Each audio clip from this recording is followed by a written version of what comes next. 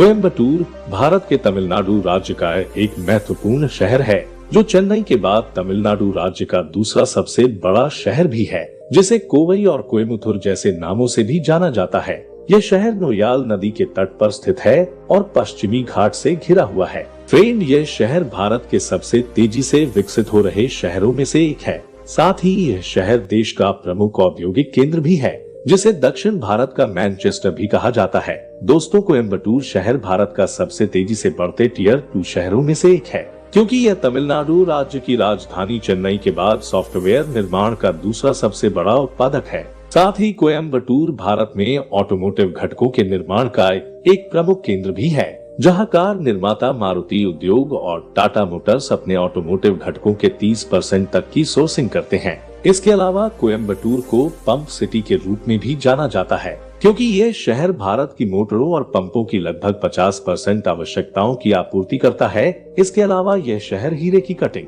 Cast और machine made jewellery के आभूषणों के लिए सबसे बड़े निर्यातकों में से एक है। फ्रेंड, इनके अलावा कोयम्बटूर दक्षिण भारत में ई कॉमर्स के लिए सबसे बड़ा गैर मेट्रो शहर है। साथ ही इस शहर में बड़ी संख्या में पोल्ट्री फार्म भी है और यह चिकन अंडे का प्रमुख उत्पादक भी है, क्योंकि चिकन मांस निर्यात में इस शहर का योगदान लगभग 95% है। फ्रेंड, इनके अलावा इस शहर में पिछले 2 दशकों में शिक्षा और औद्योगिकरण के मामले में प्रमुख सुधार और विकास हुआ है और इसे भारत का 15वां सबसे बड़ा शहर घोषित किया गया है और इसे एक महानगर भी माना जा चुका है, क्योंकि यह शहर क्षेत्रफल के हिसाब से इस राज्य का दूसरा सबसे बड़ा शहर है, जो लगभग 4723 वर्ग किलोमीटर क्षेत्रफल में फैला हुआ है।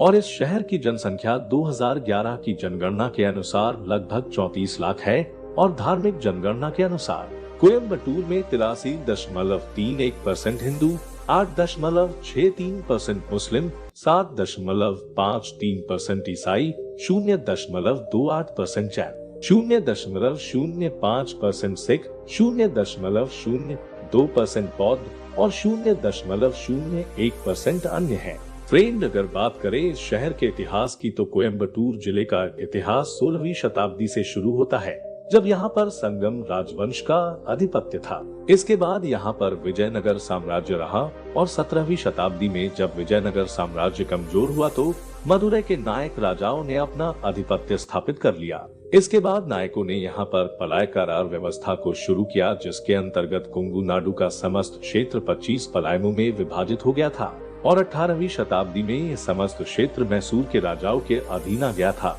और फिर एंग्लो मैसूर युद्ध के बाद ये क्षेत्र अंग्रेजों के अधीन आ गया था। फ्रेंड, इस शहर ने एक ऐतिहासिक यात्रा गंतव्य के रूप में कोयम्बटूर ने युद्धों से लेकर शांति और समृद्धि के समय तक बहुत कुछ देखा है।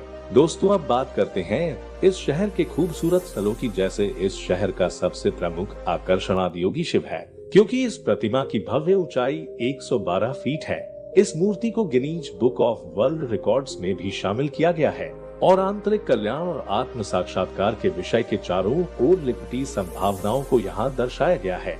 इस प्रकार आध्यात्मिकता के साधकों के लिए कोयम्बटूर की यात्रा कई मायनों में आंखें खोलने वाली हो सकती है। फ्रेंड, आपको बता दें कि कोयम्बटूर में सबसे ज्यादा सैर किए जाने वाले स्थलों में मारुधामलाई मंदिर, आदियोगी शिव, इंदिरा गांधी वन्य जीवन अभयारण्य और ब्लैक थंडर थीम पार्क शामिल है।